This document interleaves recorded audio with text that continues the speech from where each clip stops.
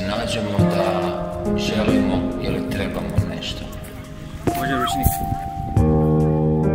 I to što dobijemo nešto što zvuči kao da nam je trebalo, ne znači da je to ono što smo htjeli.